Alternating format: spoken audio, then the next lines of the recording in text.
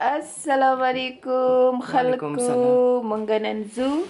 We are going Winter Wonderland, London. London Hyde Park. Hyde Park. Where? Hyde Park. Few places to eat food. Zapela Taleoma for us Biazam. Yeah.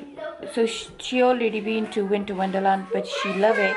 She wanna go again, and she drag me as well. No, Maliha and Sumaya as well. I really don't wanna go, but they drag me. Why are you gonna start the day off like that? No, it's actually too long journey, innit? And I think it's a kid stuff. No, when you go there, there's so much food. Yeah, for food I can go. I'm there we such go. a gatkhita. Such a fat kid. Emma, Yeah. there's definitely gins. I took the beauty eyelashes. I Yeah. put the glue on it, Yeah. and then when I looked away, I gave So my. who told you it's no gin in this house? No, but they're really taking the piss now. It's really gin in this house. They're taking I the got piss. so many experience because I'm like 3 days a week I'm alone in the house. And then I was in the room and I was like, "Give me my eyelashes back." And they give you. No. Maybe they're going to party, so that's why. And I show you what I'm wearing today. So they say Sana Safina's.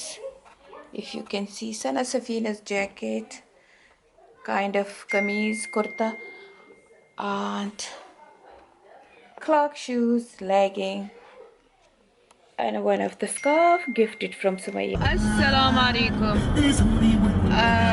We off to London Winter Wonderland, and it's 3-hour journey or maybe 4-hour if it's rush hour, if we hit our rush hour. Nasheed is on as usual, and Ella's singing a nasheed.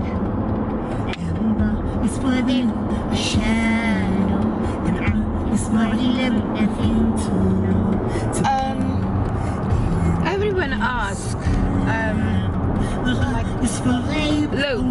loads of you ask how I had an accident and what happened. So today I'm gonna share that story with you. Okay, Sumaya, you want to know? You don't know what happened? I know what happened. And you don't want to repeat it? No, I don't.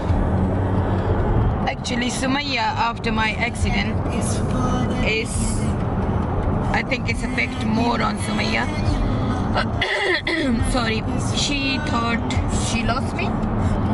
Huh? So since then she's obsessed with me, I think. Oh, she's just crazy about me after my accident. So okay, let's start our accident story. That was 26th of August. Once upon a time, that was 16. Okay, sorry, for me everything is just fun and joke.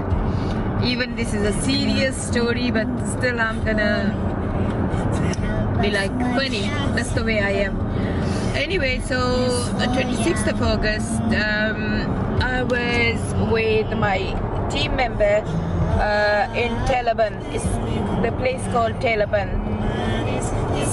Alex, shall I slow it down a little bit? Okay, thank you.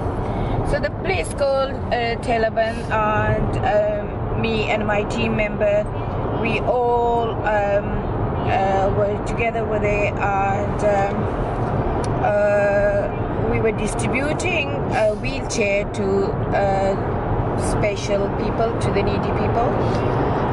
There were children, man, woman, everyone. So we did a distribution in Taliban, and then after that there was a couple of girls getting married, so we gathered all the, you know, like no jahiz, but all the like stuff which they can start their life, new life with that. And then after that it was a clothes distribution, like, you know, I send loads of clothes. I just give support to my arm on Sumayya's shoulder. So that was a clothes distribution as well. We give, alhamdulillah, so many needy people about 400-500 kg clothes, which I sent it from UK with all of you support. And we were really tired, so one of the team member, he arranged like a little lunch for us. Bless them, they always do that, even though they know very rich people, but they work with me all voluntarily, not even a penny paid to them, alhamdulillah. But they're just amazing people. After our lunch, I just say to my team member, this is our last distribution, and like few days in Pakistan, I'm gonna just do some shopping because it's a couple of wedding in UK, and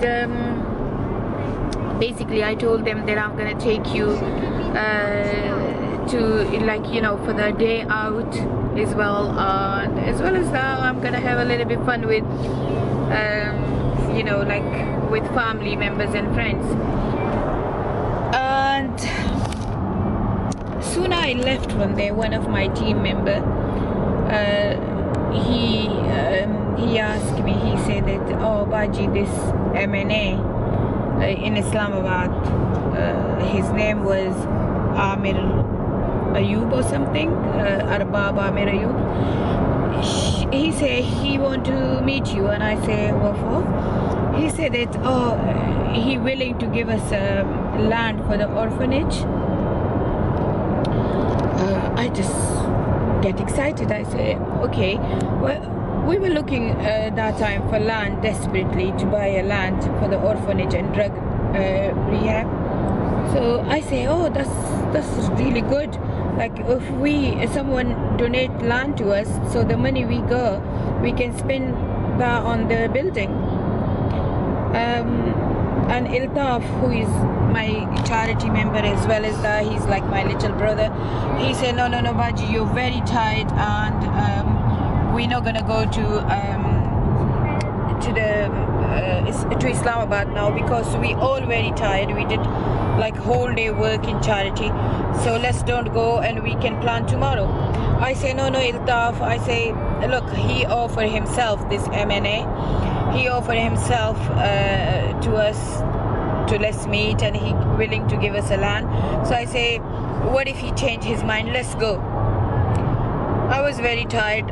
All the volunteer, my members were very tired, but me and three my members, we left Peshawar. We asked one of my nephew Rafi as well, who is also a team member. I say, can you go with us? And he said, no, I'm not gonna go. You people go. Peshawar, like around 5 o'clock. By 7 o'clock we were in with this MNA Amir Ayub, and bless him, he did a really nice dinner for us. He welcomed us, everything. He gave us a really respect, and he offered us a land. He said that I'm gonna give you no even one land, 2 lands, one for the orphanage and one for the drugs rehab. We were very happy, very happy. And I even didn't eat because out of happiness I didn't even eat. And about 9 o'clock we say bye to him and we left Islamabad. Again, I was very tired. Allah knows what happened, but by the time I reached Peshawar, it was like about 3-mile distance to my house, and I supposed to drop these volunteers just like in 5 minutes, and they were talking to each other like man job, talking about politicians. So Iltaf and this another volunteer, they were busy talking, and like giving me really kind of headache as well, because I'm never interested in politician thing and politics and all these politicians, and I never interested on these businesses. So I was keep telling them, oh, just keep quiet. And Iltaf was in favor of what is his name? What that guy? The one is bald head, Pakistan president, prime minister, Nawaz Sharif. Yeah, Iltaf was in Nawaz Sharif favor, and the other volunteer, he was in PTI, Imran Khan, and they were like kind of, you know, you know, arguing with each other. And I just asked them 2-3 times. I say, please just stop it, because I was thinking, what if they start fighting or something?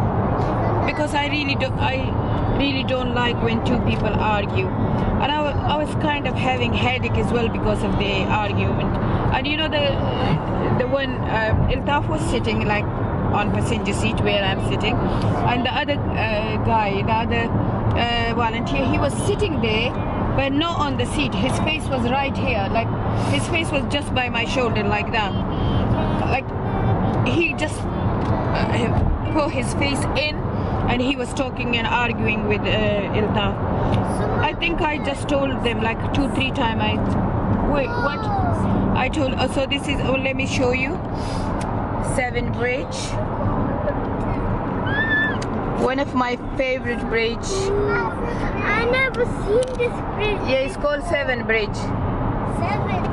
Okay, so I was kind of like, you know, a little bit fed up as well of because he put his face in, and the way he was like, that was like really uncomfortable as well. But they didn't stop, and then one of the volunteers, Shaheen, his name is, he asked me, he said, Baji, can you put your beam light on because it's so dark? I say, no, I'm not gonna put my beam light on, because the other people, the people coming from that side, it's really hard for them to see if someone beam light is on. I say, I'm not gonna, what if they had an accident because of my beam light? So I say, I'm not gonna do that.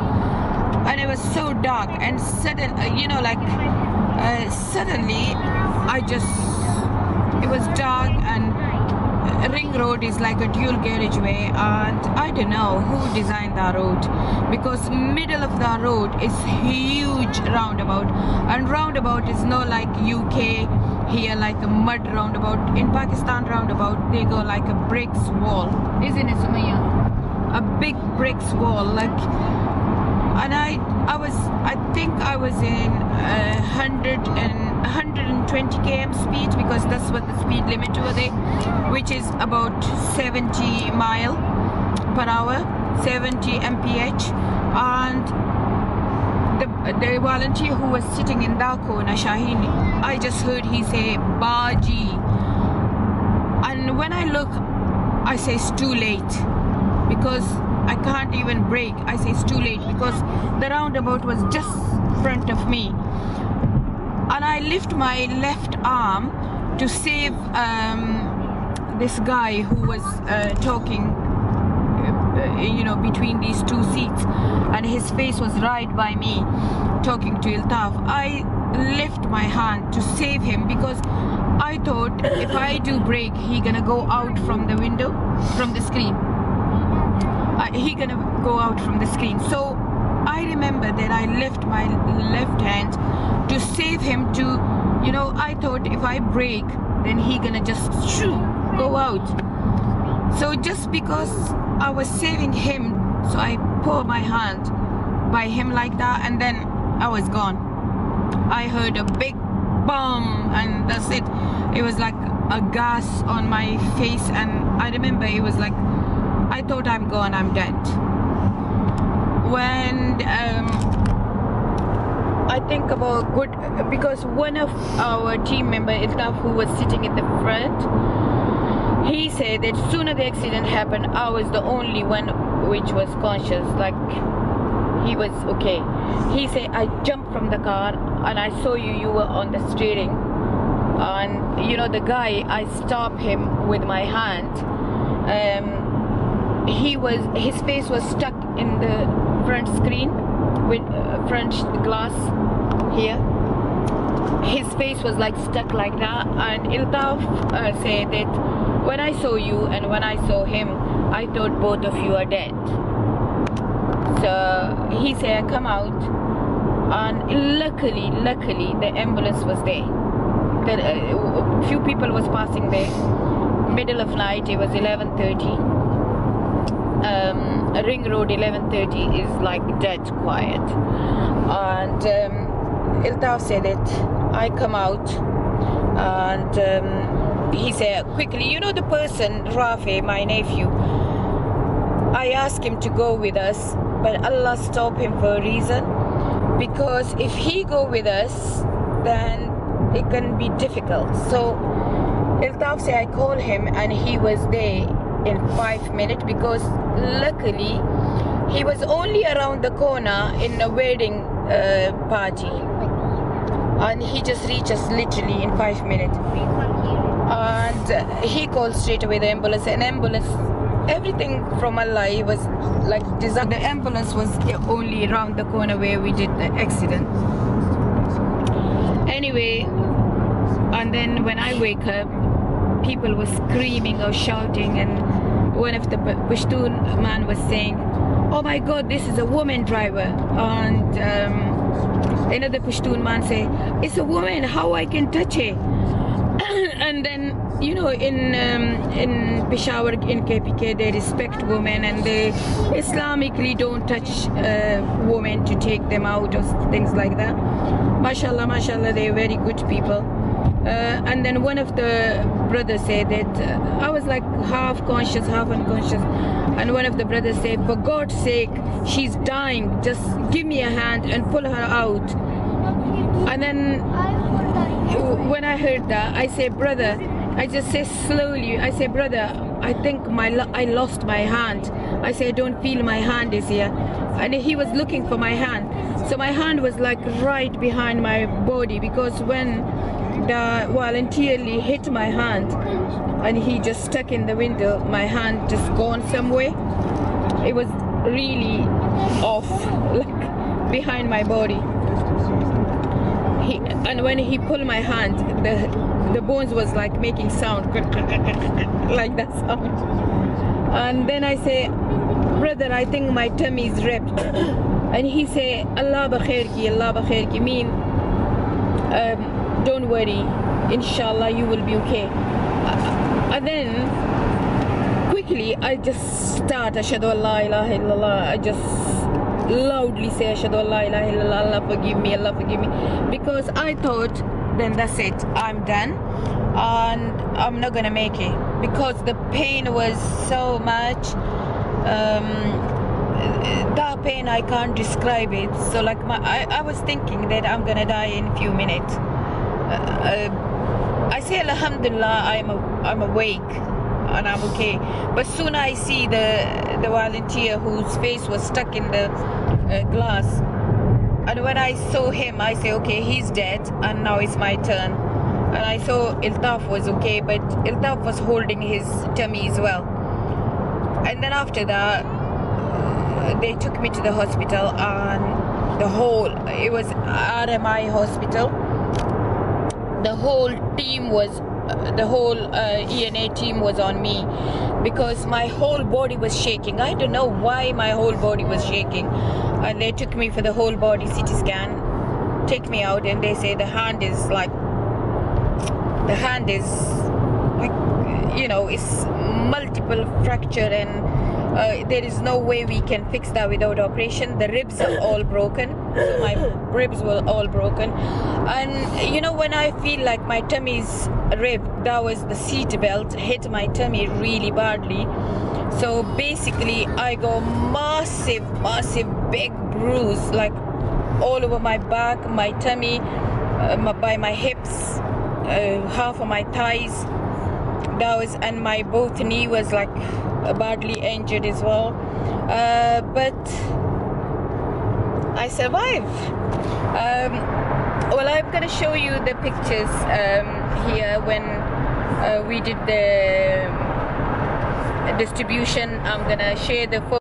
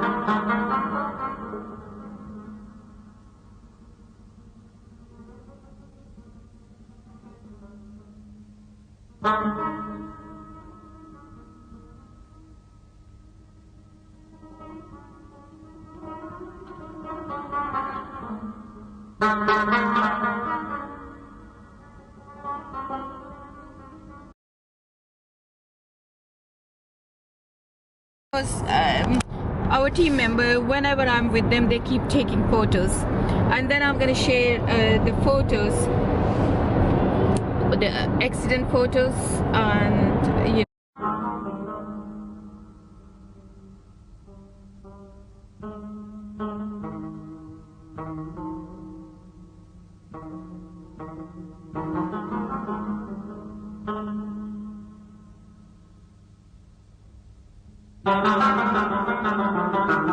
because it's a private hospital and they charge quite a lot.